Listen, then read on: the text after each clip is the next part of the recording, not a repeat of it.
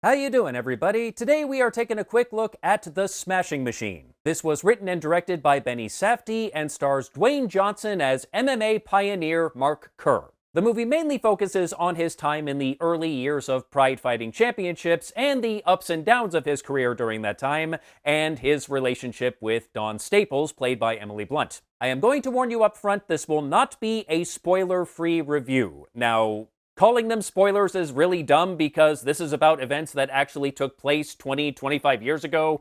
How the hell do you spoil events that happened that long ago? I don't know, but there it is. If you don't want to hear about anything that happens in the movie, just stop watching now. I've been a fan of MMA on and off for several years, and I am familiar with Mark Kerr. And many years ago, there was a documentary about Mark Kerr that aired on HBO, and I very much enjoyed that. It's partly what got me into MMA in the first place. Confusingly, the documentary is also called The Smashing Machine, and I don't know why Hollywood keeps doing this. Like, The Last Breath, they did the same thing. Pick a new title, it's not that hard. But anyway, the documentary was a very honest look into the life of the former UFC champion, especially when it came to his drug use and subsequent rehab. And since I have seen the documentary, I can't say I came away from the movie having really learned anything new. Because the 2025 Smashing Machine tells almost the exact same story. They even reuse some of the same dialogue and reproduce some of the same scenes almost shot for shot. Now, they did do a few things differently. From the documentary, I got the sense that the relationship between Mark and Dawn was not especially healthy, but we only see hints of that and are told about a lot of stuff after the fact. It wasn't really captured on film.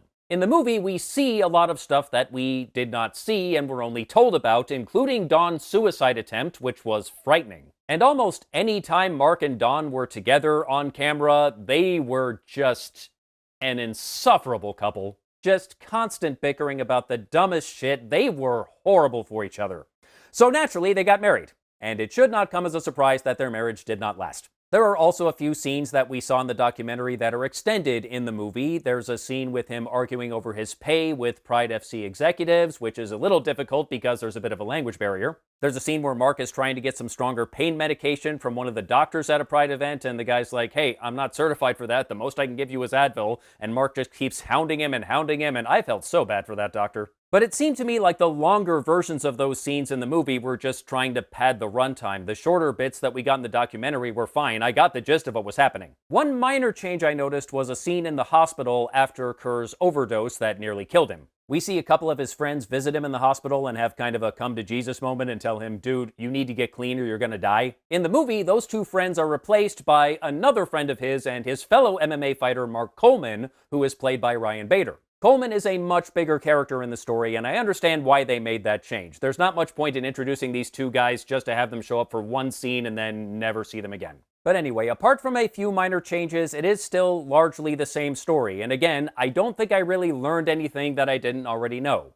That said, overall it is still a very well-made movie. The very first thing we see is kind of a highlight reel of Mark Kerr's time in the World Vale-Tudo Championships in Brazil, and it's made to look like some bootleg VHS that someone downloaded off a torrent site, and I can neither confirm nor deny that I am speaking from experience there, but I did like how they shot and edited that. It was very well done. We also get little bits of his UFC career, not a lot, but they do explain how he got into fighting. He was an amateur wrestler, but there's not really any money in that. There was money in UFC at first, but then some politicians started raising hell because they didn't like what they were doing, and cable companies refused to carry them, and they had to go underground for a bit. Kinda strange to think about that, considering what a juggernaut it is today. But Pride Fighting Championships had no such issues, and they had money, so it's off to Japan Mark went. Johnson is very good in this, and they clearly put a lot of work into trying to make him look like Mark Kerr. He has never really disappeared into a role before, but there were times in this movie where I forgot I was looking at The Rock. And it's not just the look, he got the mannerisms and the attitude down as well. It's a very good performance. There's a very good moment where he's interviewed before his fight with Igor Vovchanchin, and he's asked how he would react if he lost, and he genuinely just cannot come up with an answer, even a hypothetical, because up to that point, he had never lost a fight in his career, and the thought that he might lose just genuinely never occurred to him. And then he does end up losing the fight, although it was later overturned to a no contest because of an illegal move that should have been called by the ref but was not. Pride did not have their shit together back in those days. And to be fair, neither did UFC at the time. This was not a Pride problem, this was an MMA problem. But anyway, after he loses the fight, we see him make the walk back to the locker room, and they showed us the entire full length of that walk, and I really don't know if that was necessary. That kind of dragged a bit. Like, come on, we know where he's going, just get to the point. But finally, he does get to the locker room, and he just completely breaks down. It's not every day you see a 6'3", 250-pound behemoth bawling like a baby. This guy just could not fathom losing a fight, and when it happened, it broke him. And Johnson absolutely nails that scene, as well as the scene in the hospital after the overdose. That was very good too. When The Rock first started acting, I thought he was perfectly fine, but never in a million years would I have thought he would have a shot at an Oscar one day.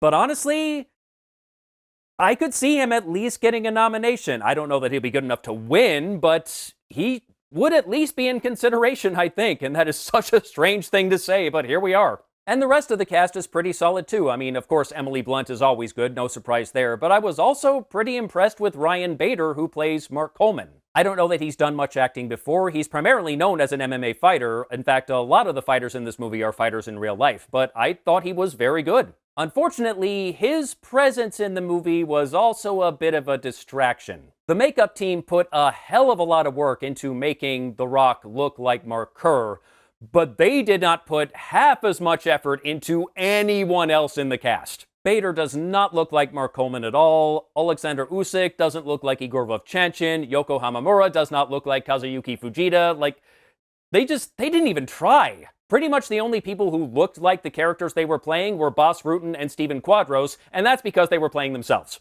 And I don't want to discount the work that they put into Johnson's appearance, I just wish it wasn't so transparently one-sided. And I knew going in that this was a Dwayne Johnson vanity project. That was clear from the fact that he's playing Mark Kerr 20 years ago when he's as old as Mark Kerr is now. But Jesus Christ, Dwayne, you could have made it a little less obvious. But like I said, it is a well-made movie overall, even though it has its flaws. I thought Safdie did a very good job recreating the story from the documentary, and the cast did a solid job. I don't know that you necessarily need to watch it on the big screen, but it is worth seeing when it hits VOD. But if you've seen the documentary, there's not much here that you haven't seen already. And if you have not seen the documentary, I would recommend checking it out if it wasn't so damn hard to find right now. I believe the director is trying to find a new distributor, so we may be able to see it eventually, but until then, you'll have to rely on alternate means.